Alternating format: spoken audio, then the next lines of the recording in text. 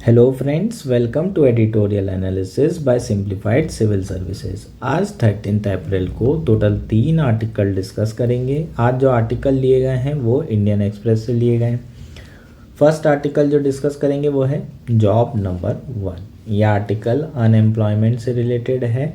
हम किस तरीके से अनएम्प्लॉयमेंट को कम कर सकते हैं, कौन कौन से सेक्टर हैं जिन पे फोकस कर सकते हैं, स्पेसिफिकली सर्विस सेक्टर के अंदर हम कहाँ फोकस कर सकते हैं और मैन्युफैक्चरिंग में कहाँ फोकस कर सकते हैं जिसके थ्रू जॉब क्रिएट की जा सके। इम्पॉर्टेंट आर्टिकल है, आपके मेंस में बहुत काम आ सकता है, इसलिए इसको अच्छे से ध्यान रखना है। नेक्स्ट आर्टिकल जो डिस्कस करेंगे वो है how a new platform will instantly disburse subsidy to farmer.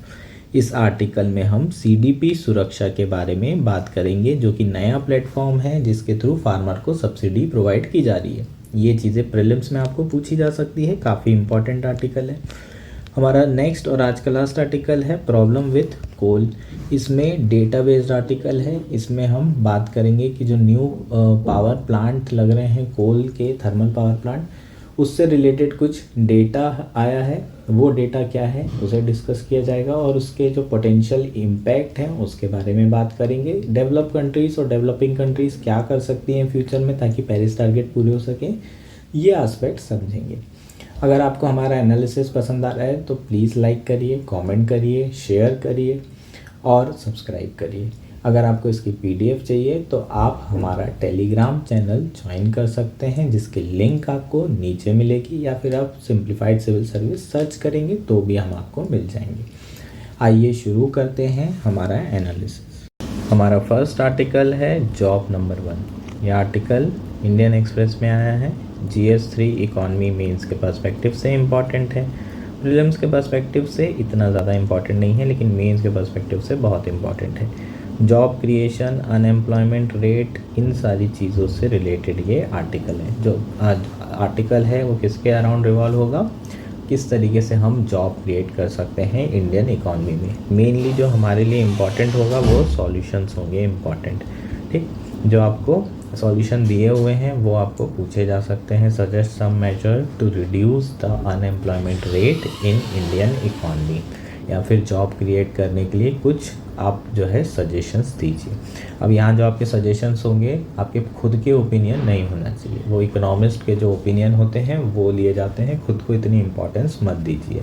ठीक, तो यहाँ से हम जो है सॉल्यूशंस लेंगे जो आर्टिकल हम पढ़ रहे हैं। शुरू करते हैं। आर्टिकल है मार्क जुकरबर्ग की जो मेटा कंपनी है उनका पहला डेटा सेंटर इंडिया में खुल रहा है। पहला डेटा सेंटर चेन्नई में खुल रहा है और इससे जो जॉब क्रिएट होगी वो टोटल गिव एंड टेक मिला करके 30 जॉब्स क्रिएट होने वाली है।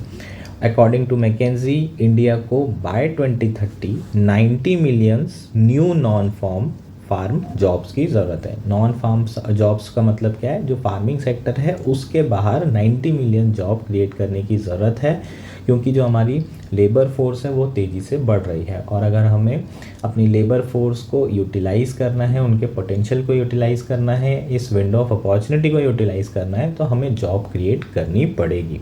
इंडिया फास्टेस्ट ग्रोइंग इकॉनमी है और पूरे वर्ल्ड में 7 से 8% के आसपास ग्रोथ है। अभी हमने डिस्कस भी किया था रिसेंटली कि इस साल जो है 7.5 के अराउंड जो है ग्रोथ रहने की संभावना है। पूरे वर्ल्ड में सबसे ज़्यादा ग्रोथ इंडिया में ही हो रही है। लेकिन प्रॉब्लम क्या है, हमारे यहाँ ग्रोथ में जो ग्रोथ है वो तो अच्छी है, लेकिन जॉब लेस ग्रोथ है। जॉब्स इतनी क्रिएट नहीं हो रही जितनी क्रिएट होना चाहिए। जो एम्प्लॉयमेंट इलास्टिसिटी है वो इतनी ज़्यादा नहीं है, और जिसके कारण जॉब ना होने के कारण अनएम्प्लॉयमेंट रेट भी बहुत ज़्यादा है। हालांकि इंडिया में जो अनएम्प्लॉयमेंट है वो रिसेंटली कम हुआ है, लेकिन जो मेजॉरिटी ऑफ जॉब्स आई हैं वो सेल्फ एम्प्लॉयड कैटेगरी में जॉब्स बढ़ी हैं। अल्टीमेटली अगर कहा जाए तो जो जॉब्स क्रिएट हुई हैं वो एग्रीकल्चर में ही क्रिएट हुई हैं। एक और इशू है, जो हमारे यहाँ वर्किंग एज पॉपुलेशन है टोटल, उसमें से एक्चुअली काम कर रहे हैं लोग वो कितने प्रतिशत हैं, 46% लोग। और अगर आप जितनी भी इमर्जिंग इकॉनमी है वहाँ देखेंगे इमर्जिंग मार्केट में, तो ये नंबर अराउंड 70 के आसपास है। तो ये थोड़े से इश्यूज़ हैं। ग्रोथ तो कर रही है लेकिन जॉब्स एक बहुत बड़ा इशू है इंडियन इकॉनमी में, और ये कोई नया इशू नहीं है। UPA 1 UPA 2 में भी जॉबलेस ग्रोथ थी। NDA 1 और NDA 2 का जो काल है वो भी इसी तरीके से जॉबलेस ग्रोथ वाला है। और प्रॉब्लम ये भी है कि ये जो 46% काम कर रहे हैं, वर्किंग पॉपुलेशन, इसमें तो मेजॉरिटी लोग जो है एग्रीकल्चर में है, सेल्फ एम्प्लॉयड हैं और इनफैक्ट अनपेड हेल्पर्स हैं फैमिली एंटरप्राइजेस में। तो अब कितनी बड़ी संख्या में जो लोग हैं वो अनप्रोडक्टिव वर्क कर रहे हैं, या फिर इनकी जो प्रोडक्टिविटी है, मार्जिनल प्रोडक्टिविटी ऑफ लेबरर्स, वो ऑलमोस्ट ज़ीरो के बराबर है। ये सारे के सारे अगर अच्छे से देखा जाए तो डिसगाइज्ड अनएम्प्लॉयमेंट का पार्ट हो सकते हैं। हालांकि सरकार ये सारी चीज़ें देखना नहीं चाहती, क्योंकि डेटा अगली दिखता है तो फिर प्रॉब्लम हो सकती है इलेक्शंस वगैरह में। ठीक, रिसेंटली इन सारी चीज़ों को काउंटर करने के लिए जो रघुराम राजन जी हैं, हमने ये भी डिस्कस कर चुके हैं, उन्होंने सजेशन दिया था कि इंडिया को जो फोकस करना चाहिए वो सर्विस सेक्टर में करना चाहिए। इंडिया का जो मैन्युफैक्चरिंग सेक्टर सेटअप करने का या फिर फोकस करने का जो समय था वो जा चुका है, ये ट्रेन निकल चुकी है। अब इंडिया को ज़्यादा फोकस, क्योंकि इंडिया को जो है कंपैरेटिव एडवांटेज है ओवरऑल जो ह्यूमन रिसोर्सेज हैं उसमें, और सर्विस सेक्टर इंडिया का अच्छा है हिस्टोरिकली, तो इंडिया का ज़्यादा फोकस सर्विस सेक्टर पे ही होना चाहिए, उसी में जॉब क्रिएट की जा सकती है। मैन्युफैक्चरिंग सेक्टर में अब इतनी जॉब क्रिएट करना पॉसिबल नहीं है, according to Raghuram Rajan ji and Rohit Lamba ji. दोनों ने एक जो है रिसेंटली ये सारी चीज़ें कही थी और एक पेपर भी पब्लिश किया था इससे related. So the question is कि क्या सिर्फ हम सर्विस सेक्टर के ऊपर रिलाय कर सकते हैं इतनी सारी जॉब क्रिएट करने के लिए? तो according to data working age population almost कितनी है, 950 मिलियन वर्किंग एज पॉपुलेशन है। वर्किंग एज पॉपुलेशन का मतलब क्या है, 15 से 59 की एज की जो पॉपुलेशन है वो 950 मिलियन है। लेबर फोर्स में लगातार नई नई पॉपुलेशन ऐड होती जा रही है। ऊपर हमने बात किया इंडिया को 90 मिलियन जॉब्स क्रिएट करनी है नॉन फार्म सेक्टर में बाय 2030, ताकि वो अपने जो नए लेबर फोर्स में लोग आ रहे हैं उन्हें जॉब दे सकें। इतनी ज़्यादा जॉब क्रिएट करना सर्विस सेक्टर के लिए पॉसिबल नहीं है। क्यों नहीं है? क्योंकि जो सर्विस सेक्टर में जॉब जनरली क्रिएट होती है वो स्किल्ड या फिर सेमी स्किल्ड जॉब होती है, और इतनी हाई एंड सेमी स्किल्ड या फिर स्किल्ड जॉब क्रिएट करना इतना ज़्यादा पॉसिबल नहीं होता है इतने लार्ज नंबर में। पहली चीज़। दूसरी चीज़, इंडिया में प्रॉब्लम क्या है, लोगों के पास स्किल भी तो नहीं है, ग्रेजुएशन तो हो गए हैं लेकिन उसके बाद भी एम्प्लॉयबिलिटी उतनी ज़्यादा नहीं है। इंजीनियर्स की बात करें, 46% इंजीनियर ऐसे होते हैं जो कि ग्रेजुएशन इंजीनियरिंग करने के बाद एम्प्लॉयबल होते हैं। अभी भी स्टिल 54% एम्प्लॉयबल नहीं है, उनमें वो एप्टीट्यूड नहीं है, उनमें वो स्किल नहीं है, जबकि वो पूरा ग्रेजुएशन 4 साल का कर चुके हैं। तो स्किल की कमी है। तो ओवरऑल देखें तो जो आपको जॉब क्रिएट करनी पड़ेगी वो अनस्किल्ड वाले सेक्टर में करनी पड़ेगी। तो जनरली जो आपकी जॉब्स होने वाली है जहाँ पर बाय डिफ़ॉल्ट ज़्यादा से ज़्यादा लेबर एब्जॉर्ब हो सकते हैं, वो आपके कंस्ट्रक्शन से रिलेटेड होगी, स्ट्रीट हॉकिंग होगी, होम रिपेयरिंग वाली जॉब होगी, या फिर जो छोटी छोटी जो सर्विस सेक्टर की जॉब है और छोटी छोटी मैन्युफैक्चरिंग सेक्टर वाली जो जॉब है, यही जॉब जो है आपकी क्रिएट करना पड़ेगा आपको, ताकि ज़्यादा से ज़्यादा आप लेबर को अब्जॉर्ब कर सकें। ठीक, तो ये छोटी छोटी semi skilled service sector job plus आपके मैन्युफैक्चरिंग सेक्टर वाली जॉब हैं, उन्हीं के थ्रू आप ज़्यादा से ज़्यादा लेबर को नॉन फार्म सेक्टर में अब्जॉर्व कर सकते हैं। ठीक, तो इंडिया का जो ट्रेडिशनली जो अप्रोच रही है 1991 के पहले, वो क्या थी कि आप एग्रीकल्चर सेक्टर पे फोकस करिए और मैन्युफैक्चरिंग पे करिए, यहाँ से लोगों को यहाँ लेके जाना है, लेकिन ये पॉसिबल नहीं हो पाया। और अभी भी 45 से 50% पॉपुलेशन एग्रीकल्चर में ही है, मैन्युफैक्चरिंग सेक्टर में केवल 25% पॉपुलेशन है। ओवरऑल मैन्युफैक्चरिंग की बात करें तो मैन्युफैक्चरिंग जीडीपी उल्टा घट रही है ना, पिछले 1-2 सालों में थोड़ा सा मैन्युफैक्चरिंग जीडीपी कम होती दिख रही है और ऑलमोस्ट स्टेगनेंट है। इसका जो शेयर है 16% के आसपास है मैन्युफैक्चरिंग का जीडीपी में। ठीक, ओवरऑल इंडस्ट्री का 25% के अराउंड है, और ये आपका मैन्युफैक्चरिंग से रिलेटेड डेटा हो जाएगा। तो मैन्युफैक्चरिंग इतना तेज़ी से ग्रो नहीं हो पा रही है, और एग्रीकल्चर से हमारे जो लोग एम्प्लॉयड हैं एग्रीकल्चर में वो नॉन फार्म सेक्टर में नहीं आ पा रहे हैं। तो इंडिया की जो स्ट्रैटेजी थी वो उतनी ज़्यादा सक्सेसफुल नहीं रही है। हालांकि सर्विस सेक्टर में काफ़ी ज़्यादा जॉब क्रिएट हुई है। जैसे जैसे इंडिया में एजुकेशन लेवल बढ़ा है, स्किल बढ़ी है, सर्विस सेक्टर में बहुत सारे लोग एब्जॉर्ब हो रहे हैं, और मेजॉरिटी जॉब्स अगर देखेंगे तो अब सर्विस सेक्टर में ही 1991 के बाद से स्पेशली आईटी सेक्टर में काफ़ी ज़्यादा जॉब क्रिएट हुई है। पर दिक्कत क्या है, सर्विस सेक्टर में जो हमारे लिए सबसे इम्पॉर्टेंट सेक्टर हुआ करता था आईटी सेक्टर, वहाँ पर भी पहली बार पिछले 25 सालों में जो ग्रोथ है वो श्रंक होती हुई दिख रही है और जो जॉब्स है वो कम होती हुई दिख रही है। ऐसा क्यों हो रहा है यार? एक तो आर्टिफिशियल इंटेलिजेंस और ऑटोमेशन के कारण मेनली जो जॉब्स हैं वो कम होती जाएंगी। ऐसा नहीं है कि जॉब क्रिएट नहीं होगी, लेकिन जॉब ज़्यादा रही हैं अभी तक के, और जॉब अभी उतनी ज़्यादा क्रिएट नहीं हुई है क्योंकि अभी हमारा आर्टिफिशियल इंटेलिजेंस जो सेक्टर है, आर्टिफिशियल इंटेलिजेंस वाला, वो अभी एकदम ही इन्फेंट स्टेज पे है ना, नेसेंट स्टेज पे है। तो अभी वो पूरी तरीके से ग्रो नहीं हुआ है और आपका जो सर्विस सेक्टर है उसकी जॉब जा रही है। तो यहाँ पर जॉब बढ़ने की जगह जो हमारा आईटी सेक्टर है वहाँ पर नेगेटिव हो रहा है अभी। तो बाय एंड लार्ज अगर हम देखें तो आर्टिफिशियल इंटेलिजेंस और ऑटोमेशन के कारण जीरो सम गेम होने वाला है। कुछ जॉब्स क्रिएट भी होंगी और कुछ जॉब्स जाएंगी भी। तो ये बाय एंड लार्ज जो जॉब्स होंगी वो उतनी ही रहने वाली हैं इन सेक्टर्स में। तो एक तो दिक्कत ये हो गई कि आईटी सेक्टर अब आने वाले समय में जॉब नहीं देगा। तो फिर करें क्या, कहाँ पर जो है जॉब को बढ़ावा दिया जाए? तो यहाँ पर कुछ सेक्टर्स की बात की गई है, यहाँ पर कुछ सॉल्यूशन की बात की गई है। इन्होंने 3-4 ऐसे सर्विस सेक्टर है जहाँ पर फोकस करने की बात की है, प्लस आखिरी में मैन्युफैक्चरिंग सेक्टर में भी फोकस करने की बात की है। तो सरकार को जो है सबसे ज़्यादा फोकस अभी चुनाव होते ही किस पे करना है? नंबर 1 फोकस जॉब क्रिएशन पे। सरकार क्या क्या कर सकती है? एजुकेशन पे फोकस कर सकती है, इन्वेस्टमेंट कर सकती है, ऑब्वियसली कर ही रही हैं। स्किल बिल्डिंग पे करना ही करना है, स्किल इंडिया। और इसके अलावा टैक्स और regulatory incentive to the employers, इस पे भी थोड़ा फोकस करना पड़ेगा ताकि ज़्यादा से ज़्यादा मैन्युफैक्चरिंग एक्टिविटीज़ और ज़्यादा से ज़्यादा स्टार्टअप खुल सकें इंडिया में, जिससे जॉब क्रिएट किया जा सके। तो ये सारी सरकार की क्या होना चाहिए? प्राथमिकताएं होनी चाहिए। अब कौन से ऐसे सेक्टर हैं स्पेशली सर्विस सेक्टर में जहां पर हम फोकस कर सकते हैं? तो ये आपका पहला जो सेक्टर है वो है high end service export, there is a potential in global capacity centre. ये ग्लोबल कैपेसिटी सेंटर के ऊपर एक बार हमने और डिस्कशन किया था। क्या होते हैं जीसीसी? मान लीजिए आईबीएम की बात कर लेते हैं। यूनाइटेड स्टेट में आईबीएम एज अ कंपनी जो है इस्टेब्लिश्ड है, ठीक। इंडिया में भी है एक आईबीएम इंडिया।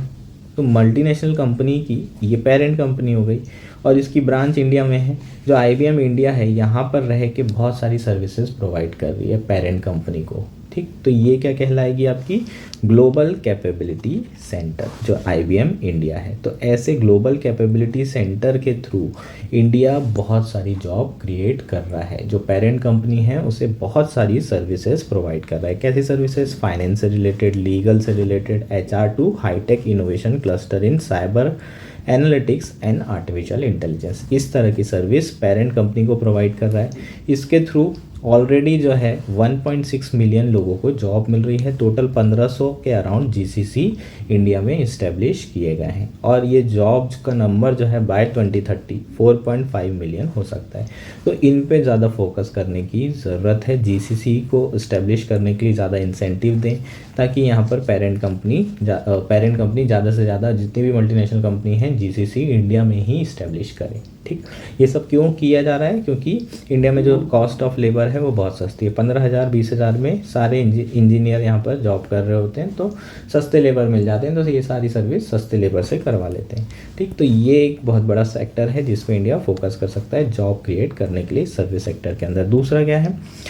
दूसरा है आपका इंडिया टेक स्टार्टअप। यहाँ पर बहुत ज़्यादा अनरियलाइज पोटेंशियल है। इंडिया का जो स्टार्टअप है और टेक्नोलॉजी स्टार्टअप है, यहाँ पर भी फोकस किया जा सकता है।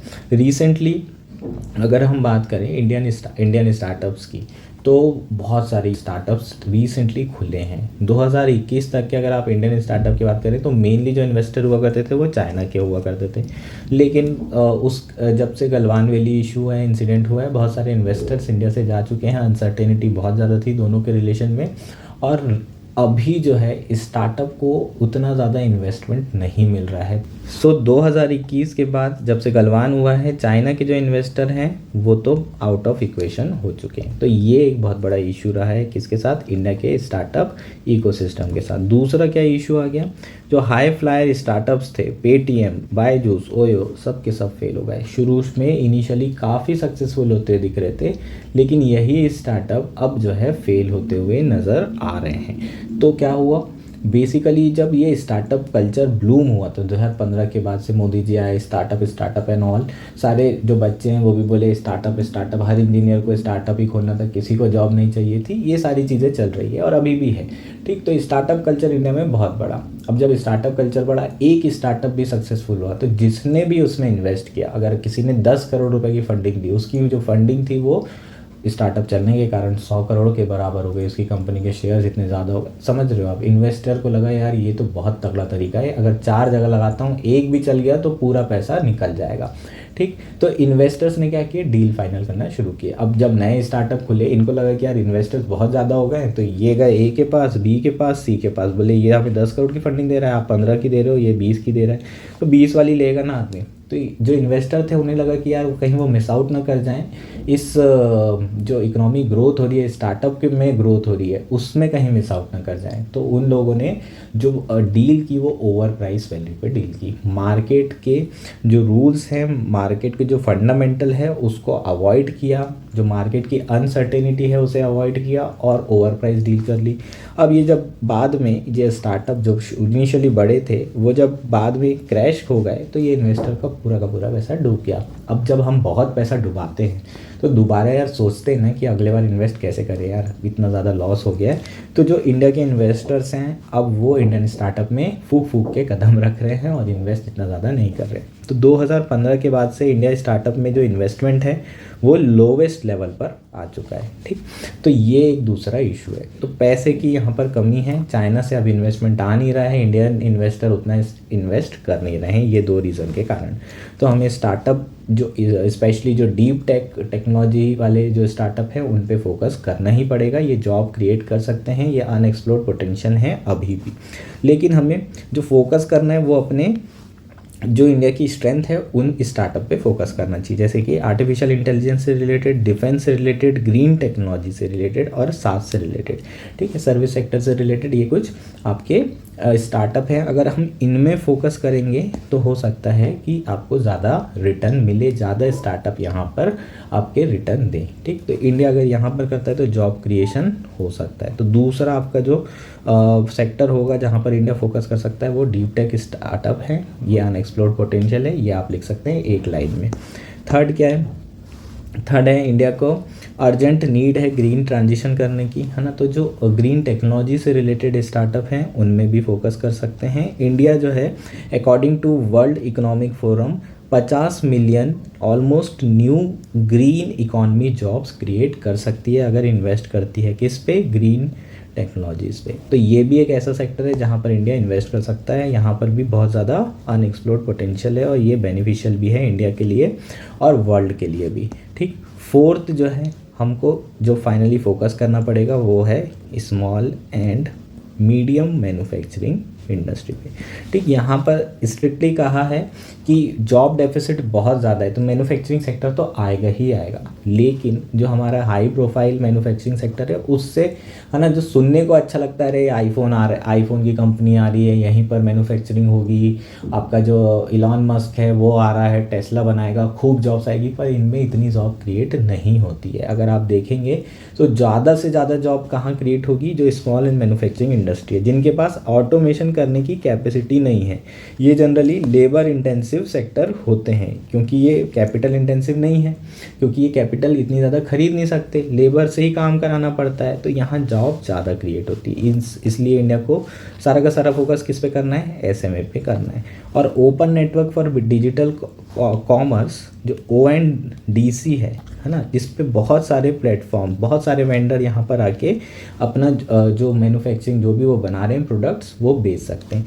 अगर इसमें स्मॉल मैन्युफैक्चरिंग इंडस्ट्री के प्लेयर्स आ जाते हैं तो उन्हें बहुत बड़ा मार्केट मिल सकता है और एसएमई सेक्टर बहुत तेज़ी से ग्रो हो सकता है। तो अल्टीमेटली सरकार को जो है फोकस किस पे करना होगा, एसएमई पे। और ये कुछ मैंने सर्विस सेक्टर बताए जहाँ पर जॉब्स क्रिएट हो सकती है। तो ये एक एक लाइन में लिखना है यार, इससे ज़्यादा और कुछ नहीं लिखना है आपका। Service sector jobs can be created in this sector, manufacturing jobs specially in the small and manufacturing industry. बस 2-3 लाइन में ये सारी चीज़ें लिखनी है और इंडस्ट्री का पर्टिकुलरली नाम लिख देना, 1-2 लाइन थोड़ा बहुत लिख देना, तो ये आपके 2-3 सॉल्यूशंस होंगे बस। ठीक, इतना बड़े आर्टिकल में 2-3 सॉल्यूशन ही मिल रहे हैं, लेकिन ये बहुत इंपॉर्टेंट है क्योंकि ये तुम्हारे ओपिनियन नहीं है, ये एक्सपर्ट ओपिनियन है। होपफुली ये चीज़ें क्लियर है, आर्टिकल पूरा का पूरा क्लियर हो चुका है। नेक्स्ट आर्टिकल है how a new platform will instantly disburse subsidy to farmer. ये आर्टिकल इंडियन एक्सप्रेस में आया है, GS3 मेंस पर्सपेक्टिव से इंपॉर्टेंट है। सब्सिडी आ चुका है, फार्मर आ चुका है, तो GS3 ऑब्वियस है कि GS3 में ही आपको क्वेश्चन पूछा जा सकता है। न्यू प्लेटफॉर्म की बात कर रहे हैं तो प्रीलिम्स 2024 के लिए यार न्यू प्लेटफॉर्म के बारे में पूछ सकते हैं। ये कौन सा प्लेटफॉर्म है, किसने डेवलप किया है, किस तरीके से इम्प्लीमेंट किया जा रहा है इसको, ये सारे एस्पेक्ट आपको पूछे जा सकते हैं। इसमें कई सारे फैक्ट्स हैं जो आपको आ सकते हैं। ठीक, तो प्री और मेंस दोनों पर्सपेक्टिव से करेंगे, काफ़ी इंपॉर्टेंट आर्टिकल है। मेंस के लिए तो काफ़ी ज़्यादा है, आप अपने आंसर में ये सारी चीज़ें अगर लिखेंगे तो आपको ज़्यादा नंबर फैच होंगे। गवर्नमेंट इनिशिएटिव सरकार क्या कर रही है जिसके थ्रू जो फार्मर है उनके लिए एग्रीकल्चर आसान हो गया है, एग्रीकल्चर डिस्ट्रेस में ये सारी चीज़ें आप लिख सकते हैं। ठीक, शुरू करते हैं। यूनियन गवर्नमेंट ने एक न्यू डिजिटल प्लेटफॉर्म डेवलप किया है mainly to disburse subsidies to horticulture farmer under the cluster development program, an initiative by center to promote horticulture crop। केंद्र सरकार के द्वारा एक नया डिजिटल प्लेटफॉर्म डेवलप किया गया है जिसका मेन पर्पस है सब्सिडी देना हॉर्टिकल्चर फार्मर्स को under the cluster development programme, जो कि नेशनल हॉर्टिकल्चर बोर्ड के द्वारा इनिशिएटिव शुरू किया गया है जिसके थ्रू हॉर्टिकल्चर क्रॉप को प्रमोशन किया जा रहा है। होपफुली ये चीज़ें क्लियर है। तो एक प्लेटफॉर्म बना रहे हैं जिसमें हॉर्टिकल्चर जो फार्मर हैं उनको सब्सिडी दी जा रही है। ठीक, ये मेन आपका प्लेटफॉर्म का पर्पस हो जाएगा। हॉर्टिकल्चर के बारे में बात कर लेते हैं, नहीं तो आप बोलोगे हॉर्टिकल्चर क्रॉप्स में क्या आता है सर, पहले वो तो बता दो। Fruits, vegetables, ornamental, aromatic plantation and medicinal plants, ये सारी क्रॉप्स जो है आपकी हॉर्टिकल्चर क्रॉप्स है और ये काफ़ी ज़्यादा बेनिफिट दे रही है। और इंडिया का जो प्रोडक्शन है वो अब ज़्यादातर जो है हमें देखने को मिल रहा है कि काफ़ी फूड ग्रेन से हॉर्टिकल्चर की तरफ शिफ्ट होते हुए दिख रहा है। अगर आप देखेंगे टोटल प्रोडक्शन 2010-11 में कितना था, 240.53 मिलियन टन था। 2020-21 में 334.60 मिलियन टन पहुंच चुका है। ऑलमोस्ट 100 मिलियन टन पिछले 10 सालों में प्रोडक्शन बढ़ा है हॉर्टिकल्चर क्रॉप्स का। तो फूड ग्रेन से कहीं ना कहीं फार्मर भी धीरे धीरे हॉर्टिकल्चर में शिफ्ट हो रहे हैं, जो कि बहुत अच्छी बात है। डाइवर्सिफिकेशन बहुत ज़रूरी है एग्रीकल्चर में, और ये हाई एंड वैल्यू क्रॉप्स भी है, इसमें ज़्यादा पैसा भी मिलता है फार्मर्स को। ठीक है, नुकसान भी हो जाता है, वो डिपेंड करता है supply and demand market dynamics के ऊपर। लेकिन ये जो है पूरा का पूरा हॉर्टिकल्चर सेक्टर मार्केट पे ही डिपेंड करता है ज़्यादातर। सब्सिडीज़ इतनी ज़्यादा नहीं है, थोड़ी बहुत सब्सिडी दी जाती है। ठीक, अगर हम बात करें इसका कॉन्ट्रीब्यूशन इंडियन इकॉनमी में, तो जो एग्रीकल्चर जीवीए है, टोटल जितना एग्रीकल्चर जीवीए होता है उसमें 1/3 कॉन्ट्रीब्यूशन किसका है, हॉर्टिकल्चर सेक्टर का है। तो अपने आप में ये बहुत बड़ा कंट्रीब्यूशन कर रहा है। अब सीडीपी सुरक्षा प्लेटफॉर्म के बारे में बात कर लेते हैं। सीडीपी का फुल फॉर्म तो ऑलरेडी जानते हो, क्लस्टर डेवलपमेंट प्रोग्राम। ठीक, अब सुरक्षा का जो फुल फॉर्म है वो देख लेते हैं। System for unified resource allocation knowledge and secure horticulture assistant. UPSC के लिए इसका फुल फॉर्म याद रखना ज़रूरी नहीं है, आप मेंस में सीडीपी सुरक्षा भी लिख सकते हैं, लेकिन छोटे मोटे एग्जाम्स में यूपीपीसीएस एमपीपीएससी में ऐसे फुल फॉर्म पूछ सकते हैं, एसएससी में ऐसे क्वेश्चंस आते हैं। तो रट लोगे तो अच्छा है, नहीं रटोगे तो भी कोई दिक्कत नहीं है। सीडीपी सुरक्षा का जो मेन फंक्शन है, मेन काम है, वो क्या है, instant disbursal of subsidy to farmers by utilising the e rupee voucher. ये ध्यान रखेंगे किसके थ्रू जो है हम सब्सिडी दे रहे हैं, ई रूपी वाउचर के थ्रू सब्सिडी दे रहे हैं। ई रूपी वाउचर क्या होता है, ये कैशलेस और no contact electronic payment mechanism है। इसमें क्या होगा, जो आपका क्यूआर कोड और एसएमएस के थ्रू आप वाउचर को, इलेक्ट्रॉनिक वाउचर को ट्रांसफ़र कर सकते हैं। ठीक, तो ये जो आपका ई रूपी वाउचर सिस्टम है उसका इस्तेमाल करके यहाँ पर सब्सिडी को डिसबर्स किया जा रहा है, फार्मर्स को दिया जा रहा है। ये पहला पॉइंट ध्यान रखेंगे, ई रूपी वाउचर का यहाँ यूज़ हो रहा है। अब ये काम कैसे करता है इसे देख लेते हैं। जो प्लेटफॉर्म है उसमें किन किन को एक्सेस मिलेगा, सबसे पहले तो फार्मर को एक्सेस मिलेगा। जब तक फार्मर को नहीं मिलेगा तब तक कि उन्हें सब्सिडी कैसे मिलेगी। वेंडर्स को एक्सेस मिलेगा, तीसरा आपका इम्प्लीमेंटिंग एजेंसीज हैं। फोर्थ है आपकी क्लस्टर डेवलपमेंट एजेंसी CDA। और फिफ्थ है आपके officials of national horticulture board. ये सारे के सारे इस CDP सुरक्षा प्लेटफॉर्म में इन सभी को एक्सेस मिलेगा। अब प्रोसेस क्या है, किस तरीके से सब्सिडी मिलेगी। सबसे पहले जो फार्मर होंगे प्लेटफॉर्म में लॉगिन करेंगे। लॉगिन कैसे करेंगे, अपना मोबाइल नंबर से, और जो भी उनको चाहिए, फॉर एग्जांपल सीड चाहिए, सीडलिंग्स चाहिए, प्लांट्स चाहिए, अपनी रिक्वायरमेंट के हिसाब से ऑर्डर प्लेस करेंगे। जैसे ही ऑर्डर प्लेस करेंगे तो सब्सिडी अमाउंट लिख कर आ जाएगा, कितना सब्सिडी है और कितना फार्मर को पे करना है। फार्मर सिर्फ उतना ही पे करेंगे जितना अमाउंट सब्सिडी के अलावा होगा जो फार्मर को पे करना होगा। फार्मर जैसे ही ये पे करते हैं ये ऑर्डर प्लेस हो जाएगा, और जैसे ही ऑर्डर प्लेस होगा आपका जो ई-रूपी वाउचर है वो वेंडर के पास पहुंच जाएगा वाया SMS, है ना। ये ई-रूपी वाउचर वेंडर के पास पहुंचेगा। ठीक है, समझ में आ रही चीज़ें। फार्मर ने यहाँ पर पैसे दिया, अपना ऑर्डर प्लेस किया, और अब उसको वेंडर के पास जाना होगा। वेंडर के पास ऑलरेडी वाउचर पहुंच चुका है। वेंडर क्या करेगा, उसको जो भी वाउचर के थ्रू होगा उसका जो भी चीज़ें उसने ऑर्डर दिया है वो सारी चीज़ें किसको डिलीवर करेगा फार्मर को। अब फार्मर को तुरंत जो है क्या हो गया, मटेरियल मिल गया, उसे तुरंत सब्सिडी का पैसा भी मिल गया, है ना। सब्सिडी भी मिल गई और ओवरऑल उसको जो कॉस्ट पड़ी वो सब्सिडी के बाद की कॉस्ट, थोड़ी बहुत कॉस्ट पड़ी। तो ओवरऑल फार्मर का काम यहाँ पर ख़त्म। यहाँ पर थोड़ा सा काम और है। फार्मर जो है अब जहाँ पर अपना खेत होगा, जहाँ पर ये सीडलिंग्स लगा रहे हैं, वहाँ पर फ़ोटो खींच के वीडियो बना के जियो टैगिंग करके भेजेगा। जब तक कि ये सारी चीज़ें वेरीफाई नहीं होगी वेंडर को पैसा नहीं मिलेगा। तो एक बार वेरिफिकेशन हो जाएगा तो वेंडर को पैसा, इम्प्लीमेंटिंग एजेंसी जो है वो वेंडर को पैसा भेज देगी, और वेंडर से क्या ले लेगी, जो इनवॉइस है वो वेंडर से ले लेगी बिल, और इम्प्लीमेंटिंग एजेंसी इनवॉइस को कहाँ लगाएगी, CDA को लगाएगी। जो आपके क्लस्टर डेवलपमेंट अथॉरिटीज़ हैं वो सारे डॉक्यूमेंट्स चेक करेंगे और उसके बाद पैसा रिलीज़ करेंगे, किसको, इम्प्लीमेंटिंग एजेंसी को। तो यहाँ सबसे अच्छी चीज़ क्या हो रही है, फार्मर्स को पहली स्टेज में सब्सिडी मिल गई, उसका टेंशन ख़त्म। पहले क्या हुआ करता था, पहले फार्मर को पूरा पैसा देना पड़ता था, ख़रीदना पड़ता था, और उसके बाद ऑफिशियल्स के चक्कर लगाने पड़ते थे और फिर उन्हें सब्सिडी अमाउंट मिलता था। लेकिन यहाँ पर फार्मर को पहली स्टेज में मिल गई, वेंडर को सेकंड स्टेज में, और फिर इम्प्लीमेंटिंग एजेंसी को पैसा CDA प्रोवाइड कर रहा है। तो लंबी इस प्रोसीजर है, लेकिन फार्मर्स को फर्स्ट स्टेज में मिल जाएगी। तो ये क्या हो गया, रिलैक्सेशन हो गया फार्मर्स के लिए। अब CDP के बारे में बात कर लेते हैं, क्लस्टर डेवलपमेंट प्रोग्राम के बारे में चर्चा करते हैं। It is a component of central sector scheme of NHB की जो सेंट्रल सेक्टर स्कीम है उसका CDP एक कंपोनेंट है। बेसिकली इसमें क्लस्टर बेस्ड अप्रोच अपनाई गई है। केंद्र सरकार जो है असिस्टेंस प्रोवाइड कर रही है हॉर्टिकल्चर फार्मर्स को, pre production assistance, production, post harvest, logistic, branding और मार्केट एक्टिविटीज़, इन सारे फील्ड्स में जो है हॉर्टिकल्चर फार्मर को, हॉर्टिकल्चर क्रॉप्स को प्रमोट करने के लिए, उसके प्रोडक्शन को बढ़ाने के लिए, फार्मर को प्रमोट करने के लिए ये सारे असिस्टेंस प्रोवाइड कर रहे हैं। क्लस्टर बेस्ड अप्रोच का मतलब क्या है, एक बहुत बड़े एरिया को फोकस किया जा रहा है जहाँ पर बहुत ज़्यादा हॉर्टिकल्चर प्रोडक्शन हो रहा है। जैसे कि आपने 500 एकड़ ले लिया, 1000 एकड़ ले लिया, इतने बड़े बड़े एरिया को आप क्या कर रहे हैं, एरिया बेस्ड डेवलपमेंट कर रहे हैं। यहाँ पर सारे के सारे लोग सिर्फ हॉर्टिकल्चर प्रोडक्शन में लगे हुए हैं, तो यहाँ पर सारी फैसिलिटी प्रोवाइड की जानी चाहिए। जैसे कि मार्केटिंग फैसिलिटी से रिलेटेड चीज़ें भी यहीं पर हो, आपका पैकेजिंग्स वाली चीज़ें भी यहीं पर हो, ब्रांडिंग वाली चीज़ें भी इसी क्लस्टर में हो। तो इस तरीके से क्लस्टर लेड डेवलपमेंट किया जाता है।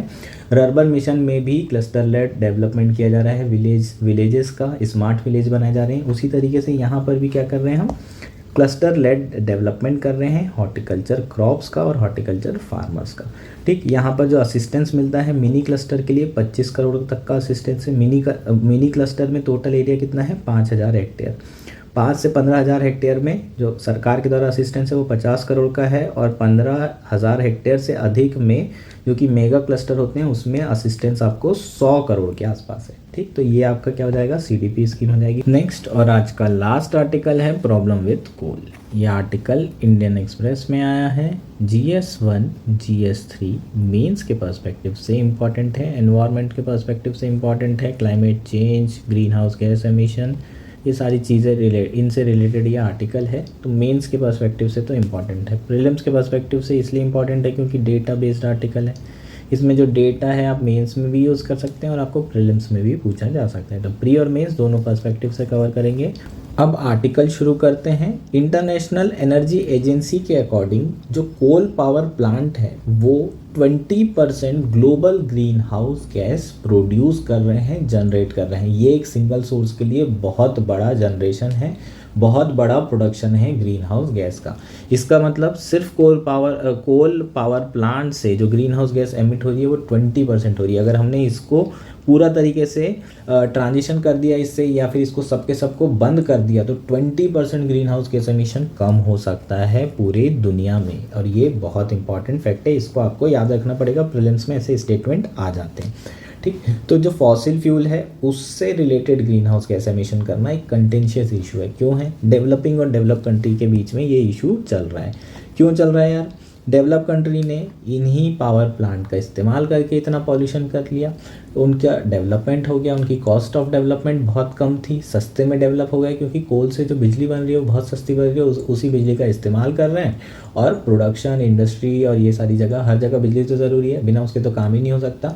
तो आराम से जो है डेवलपमेंट हुआ है डेवलप कंट्री का। अब जब डेवलपिंग कंट्रीज़ लाइक इंडिया और चाइना, अब जब वो कोल पावर प्लांट का यूज़ कर रहे हैं तो सब बोल रहे हैं कि यार पॉल्यूशन हो रहा है, सब बोल रहे हैं कि आपका जो ग्रीन हाउस गैस है वो बहुत ज़्यादा एमिट हो रहा है, आप अपना कोल पावर प्लांट यूज़ मत करो, उसको बंद करो, और अब आप क्या करो, ग्रीन टेक्नोलॉजी में इन्वेस्ट करो। तो इंडिया जो है ग्रीन टेक्नोलॉजी में इन्वेस्ट तो कर रहा है, ये बिल्कुल सही बात है, लेकिन वो सिर्फ और सिर्फ ग्रीन टेक्नोलॉजी पे रिलाई नहीं कर सकता। क्यों नहीं कर सकता? क्योंकि यार कॉस्ट ऑफ डेवलपमेंट बहुत ज़्यादा बढ़ जाएगी।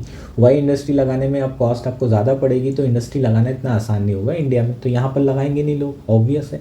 तो ओवरऑल देखें तो डेवलपिंग कंट्रीज़ और डेवलप कंट्रीज़ के बीच में जो कोल पावर प्लांट है उससे ट्रांजिशन करना एक बहुत बड़ा कंटेंशियस इशू है।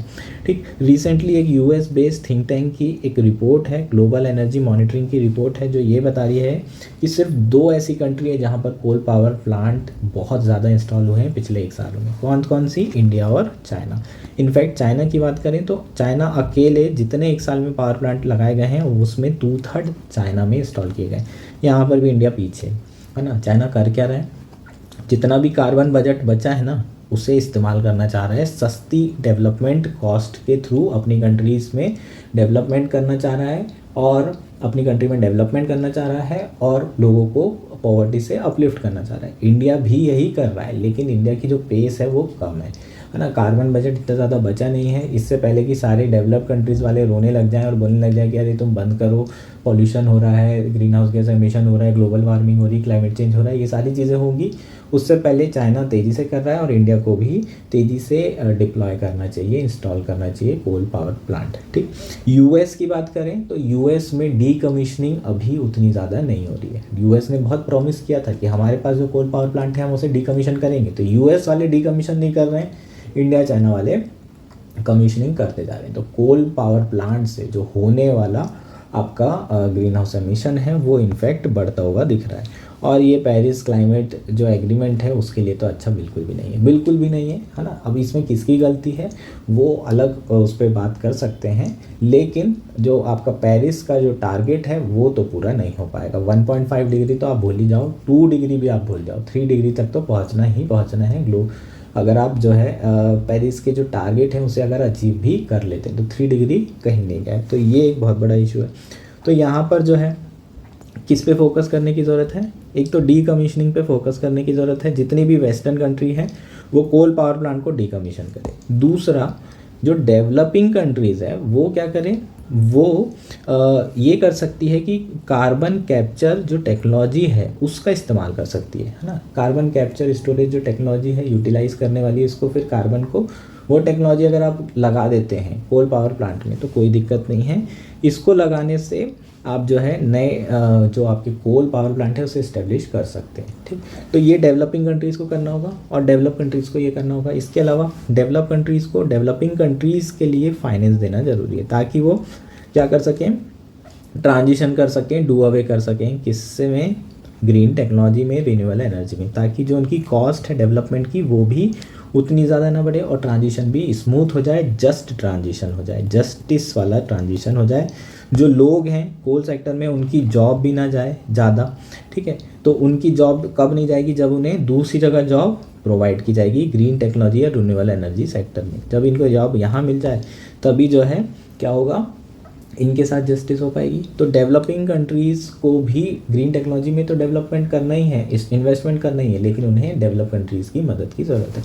ये सब क्या है, इसके कुछ सॉल्यूशंस हैं, प्रिस्क्रिप्शंस हैं किसके लिए, डेवलप और डेवलपिंग कंट्रीज़ के लिए। अगर ये सारी चीज़ें नहीं कर पाते हैं तो ग्रीन हाउस गैस एमिशन तो बढ़ता ही चला जाएगा और पेरिस टारगेट तो भूल ही जाइए, ठीक। यहाँ एक और डेटा दिया हुआ है, अगर हमें टोटल जितनी अभी कोल की कैपेसिटी है ना, उसको पूरा का पूरा फेज आउट करना है तो हमको कम से कम हर साल कितना 126 gigawatt of coal power plant को रिटायर करना पड़ेगा, डीकमीशन करना पड़ेगा। और ऐसा हमें 17 साल तक करना पड़ेगा, तब जाके पूरा का पूरा कोल पावर प्लांट सारे के सारे क्या होंगे, डीकमीशन होंगे। तो ये तो बहुत पॉसिबल ही नहीं है। अभी देखें तो, अभी अगर हम देखें तो इसका 1/6 जो है डीकमीशन हो रहा है, इनफैक्ट नया कमीशनिंग भी हो जा रही है। तो ये जो डेटा है इसको अचीव करने के लिए बहुत ज़्यादा डेवलप कंट्रीज़ को काम करना होगा, प्लस डेवलपिंग कंट्रीज़ को भी थोड़ा काम करना पड़ेगा ताकि जस्ट ट्रांजिशन हो सके। रिन्यूएबल एनर्जी में भी इंडिया अच्छा काम कर रहा है, काफ़ी इंस्टॉल कर दिया है, लेकिन इंडिया के लिए प्रॉब्लम बस वही है कि जो डेवलपमेंट कॉस्ट है वो बहुत ज़्यादा बढ़ गई है, और डेवलपमेंट कॉस्ट बहुत ज़्यादा होने के कारण इंडिया अभी भी थोड़ा थोड़ा कोल पे रिलाय करेगा आने वाले अगले 10 सालों में। उसके बाद हो सकता है धीरे धीरे इंडिया फेस आउट करना शुरू कर दे। होपफुली ये सारी चीज़ें क्लियर है, आर्टिकल पूरा का पूरा क्लियर है। That's it for today, thank you and enjoy your day.